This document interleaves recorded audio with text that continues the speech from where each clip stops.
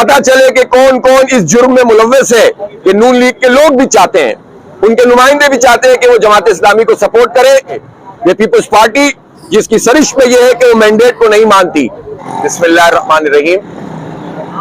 आज हम यहाँ सुप्रीम कोर्ट ऑफ पाकिस्तान में हाजिर हुए थे और जमात इस्लामी की वो दरख्वास्त पिटीशन जो 2015 में जमात इस्लामी ने दाखिल की थी और उस पर कुछ समाअतें हुई थी, आज उसकी समाअत थी। हम उससे पहले भी जब 2015 में हमने अपनी ये पिटीशन फाइल की थी तो सुप्रीम कोर्ट ऑफ पाकिस्तान में इस्लामाबाद में इन समाअतों में शरीक रहे हमारे फाजिल वकला जनाब सैयद रशीद रिजवी साहब और सलाहुद्दीन बैरिस्टर सलाहुद्दीन साहब इसका फॉलो अप कर रहे हैं। और आज भी इतने तवील अरसे के बाद ये हियरिंग हुई। हमारा पहला कंसर्न तो यही है कि मफाद आम्मा का, कराची के 3 करोड़ से 3.5 करोड़ लोगों का ये मसला है और एक बहुत बड़ा मसला है बिजली का। शदीद बहरान का शिकार है, लोड शेडिंग हो रही है, ओवर बिलिंग हो रही है, फ्यूल एडजस्टमेंट चार्जेस बिल्कुल अंधे तरीके से लोगों को दिए जा रहे हैं और परफॉर्मेंस 18 साल की प्राइवेटाइजेशन के बाद के इलेक्ट्रिक की बद से बदतरीन हो गई है। तो मफाद आम्मा के इस अहम तरीन केसेस इतनी बड़ी अदालतों में भी अगर 8 साल बाद लगे तो हमें अंदाजा है कि इनके ऊपर लोड भी है, मसाइल भी है, लेकिन इस मसले को हल कौन करेगा? इसका हल भी जुडिशरी के पास है, इस निजाम के पास है, इस निजाम के चलाने वालों के पास है। इतने अहम तरीन मसले पर 8 साल बाद हियरिंग हो और जो प्रे होती है उसकी बुनियादें हिल जाती हैं। जाहिर है 8 साल में तो पता नहीं कितना वक्त गुजर जाता है। तो आज ये सवाल जरूर पैदा हुआ हमारे चीफ जस्टिस की तरफ से कि इतने तवील अरसे के बाद इसको कैसे चलाया जाए। तो उस पर हमारे फाजिल वकला रशीद रिजवी साहब ने यह दलाइल दिए कि ये बहुत बड़ा बहरान है, बहुत बड़ा मसला है। बुनियादी तौर पर निजकारी यानी इसकी जो प्राइवेटाइजेशन के अमल में मेल फंक्शनिंग हुई थी, जालसाजी और धांधली हुई थी, उसको बुनियाद बनाया गया है। लेकिन अब तो इसमें बहुत सारी चीजें और शामिल हो गई हैं। अब तो खुद उस प्राइवेटाइजेशन के नतीजे में जो 2 मुआहदे थे, उस मुआहदों से जो रूगर्दानी हुई है, उसको जो पामाल किया गया है, जाहिर है कि ये मामला अवाम का है और हमारी रियासत का है। रियासत के साथ मुआहदा होता है किसी भी ऑर्गेनाइजेशन, किसी भी इस तरह की कंपनियों का, और उसके शेयर्स उनके हवाले किए जाते हैं। तो रियासत से जो मामला थे वो उन्होंने पूरे नहीं किए और जो जनरेशन बढ़ानी थी वो नहीं बढ़ाई, जो ट्रांसमिशन सही करनी थी वो नहीं की, डिस्ट्रीब्यूशन का निजाम ठीक नहीं किया, जो इन्वेस्टमेंट करनी थी वो नहीं की। और इसकी मिसाल ये है कि 2005 में KESC जितने नंबर ऑफ यूनिट्स जनरेट करता था, आज 18 साल बाद भी उसमें कोई माकूल इजाफा नहीं हुआ, बल्कि उसमें कुछ कमी ही वाक़ई हुई है। तो आप अंदाजा कर सकते हैं कि जनरेशन की सलाहियत हासिल नहीं किया है, जबकि नेशनल ग्रिड से इसको 1000 मेगावाट से ज्यादा बिजली मिलती है। इन्हें सेल्फ सफिशिएंट होना था, इनको अपने प्लांट अपग्रेड करने थे। ये खराब प्लांट चलाते हैं जिसके नतीजे में वो एफिशिएंट नहीं होते, ज्यादा फ्यूल लगता है और इस ज्यादा फ्यूल के पैसे कराची के अवाम से लेते हैं। इसलिए मफाद आम्मा का केस है ये, इसलिए मफाद आम्मा का केस है कि 12-12 घंटे की लोड शेडिंग हो रही है, 8-8 घंटे की मुख्तलिफ इलाकों में, कहीं 6 घंटे कहीं 3 घंटे की लोड शेडिंग हो रही है। नेपरा मना कर चुका है, हाई कोर्ट मना कर चुका है, सुप्रीम कोर्ट में जब कराची का केस चल रहा था तो उसमें बार बार ये बात आ चुकी है। लेकिन एक इदारा इतना खुदसर है कि वो करोड़ों इंसानों के साथ ये जुल्म कर रहा है और कोई पूछने वाला नहीं है। इसलिए हम अदालत उज़्मा से दरखास्त करेंगे और कल पूरे दलाइल हमारे वकला देंगे और अगर मुझे मौका मिला तो इंशाअल्लाह मैं भी बात करूंगा और कराची के आवाम का ये मुकदमा लड़ूंगा कि हमें इस इफरीत से जान हमारी छुड़ाई जाए और जो डिस्ट्रीब्यूशन का लाइसेंस का वक्त मुकर्रर हो गया है, अब ये मोनोपोली इनकी खत्म की जाए। और ये मुकदमा हम लड़ेंगे इंशाअल्लाह कराची के आवाम का कि इनका फॉरेंसिक ऑडिट किया जाए, पता चले कि कौन कौन इस जुर्म में मुलव्वस है, किस किस ने हमारे टैक्सों के पैसे खाए हैं, कौन कौन सी हुकूमतें इसमें शामिल रही हैं।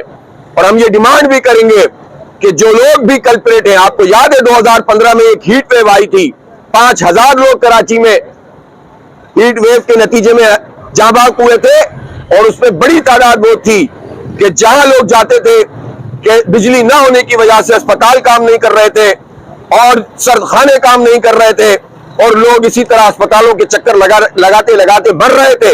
ये शहर कराची है जो पूरे पाकिस्तान की मईशत चलाता है। इसलिए हम ये दलील देंगे इंशाअल्लाह कि ये 184(3) का केस भी है, और कराची के लिए ये बहुत बुनियादी हैसियत का केस है, और इसको रिजॉल्व भी होना चाहिए और लोगों को इंसाफ मिलना चाहिए। मुझे यकीन है कि चीफ जस्टिस ऑफ पाकिस्तान की सरबराही में ये जो बेंच बना हुआ है, ये बेंच कराची के आवाम के लिए कानून और आइन और ज़ाब्ते के मुताबिक रिलीफ का सबब बनेगा, और इंशाअल्लाह जमात इस्लामी जो के इलेक्ट्रिक माफिया के खिलाफ एक ही आवाज है, कोई दूसरी पार्टी इस पे बात करने के लिए तैयार नहीं है। इंशाअल्लाह जमात इस्लामी इस अजाब से लोगों को निजात दिलाने के लिए अपनी मंजिल की तरफ जाएगी। और जाहिर मुल्क में और क्या करें हम, सुप्रीम कोर्ट ऑफ पाकिस्तान से बड़ी चीज तो कोई नहीं है ना, तो हम तो अपनी हर मुमकिन कोशिश कर रहे हैं। हमने एहतिजाज भी किया है और करेंगे, इसका हक रखते हैं। हम अदालतों में भी आए, हाई कोर्ट में भी हमारे केस मौजूद है।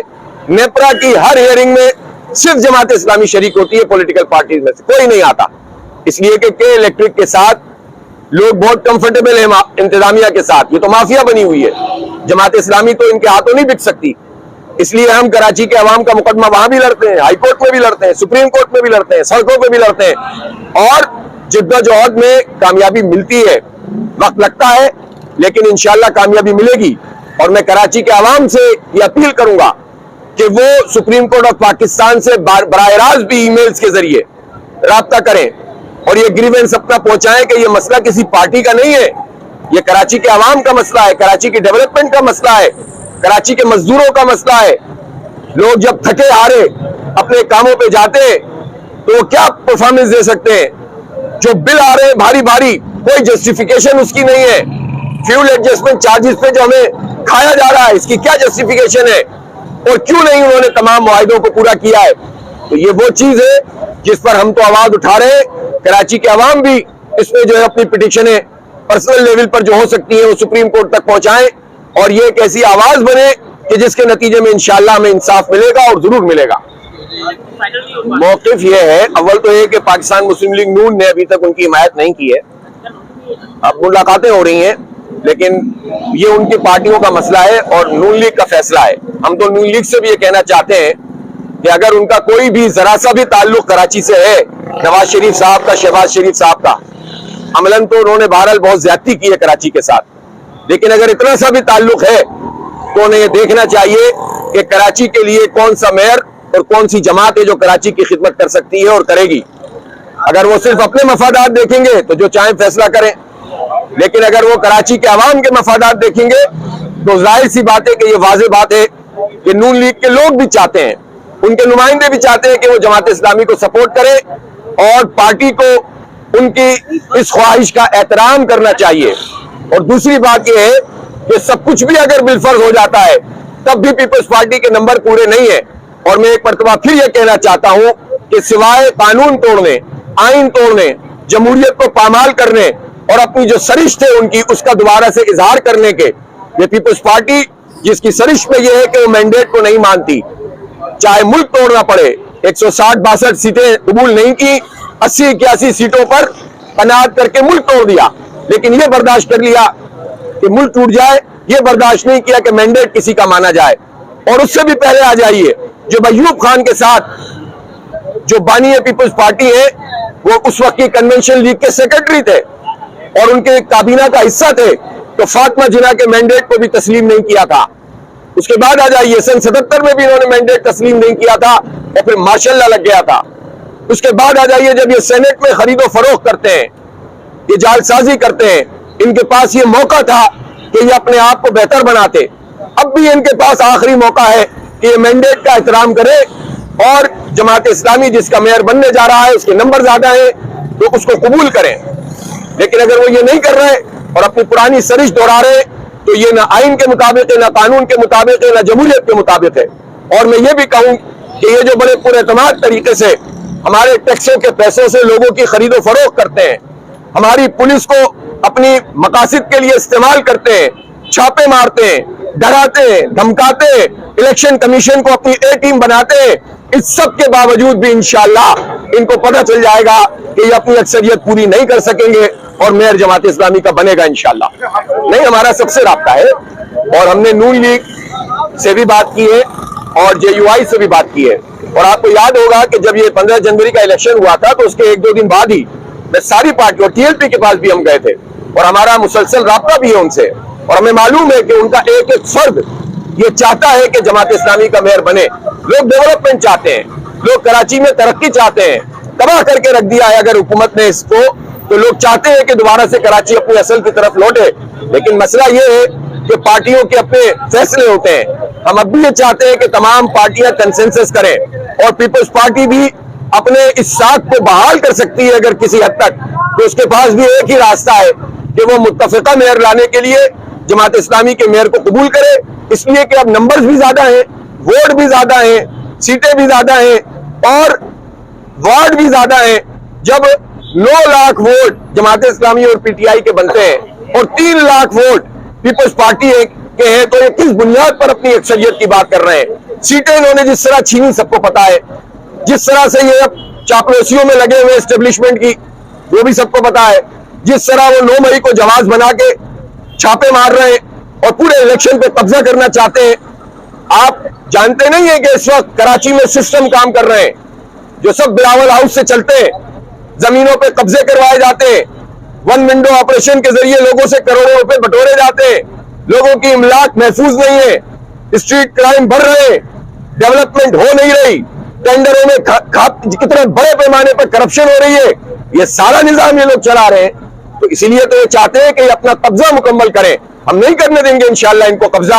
और हम अपनी आज एक हाई कोर्ट में पिटीशन कर रहे हैं जो इन्होंने नाजायज तरीके से कानून पास किया एनी पर्सन का, हम उसको चैलेंज कर रहे हैं और हम आने वाले दिनों में इंशाअल्लाह अदालत के जरिए से भी कराची के अवाम को खुशखबरी देंगे इंशाअल्लाह।